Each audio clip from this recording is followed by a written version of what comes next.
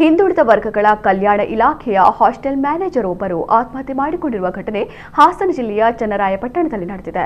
45 ವರ್ಷದ ಲೋಕೇಶ್ ಆತ್ಮಹತ್ಯೆಗೆ ಶರಣಾದವರು. ಹಾಸನದ ಗುಡ್ಡೇನಹಳ್ಳಿಯಲ್ಲಿ 2 ಹಾಸ್ಟೆಲ್ಗಳ ವಾರ್ಡನ್ ಆಗಿದ್ದ ಲೋಕೇಶ್ ಕೆಲ ದಿನಗಳ ಹಿಂದೆ ಮ್ಯಾನೇಜರ್ ಆಗಿ ಬಡ್ತಿಯನ್ನು ಹೊಂದಿದ್ದರು. ಸದ್ಯ ಚನ್ನರಾಯಪಟ್ಟಣದ BCM ಹಾಸ್ಟೆಲ್ನಲ್ಲಿ ಮ್ಯಾನೇಜರ್ ಆಗಿ ಕರ್ತವ್ಯ ನಿರ್ವಹಿಸ್ತಾ ಇದ್ರು. ಶನಿವಾರ ರಾತ್ರಿ ಮನೆಯಲ್ಲಿ ನೇಣು ಬಿಗಿದುಕೊಂಡು ಆತ್ಮಹತ್ಯೆಗೆ ಶರಣಾಗಿದ್ದಾರೆ. ಸಾವಿಗೆ ನಿಖರವಾದ ಕಾರಣಗಳು ಇನ್ನೂ ತಿಳಿದು ಬಂದಿಲ್ಲ.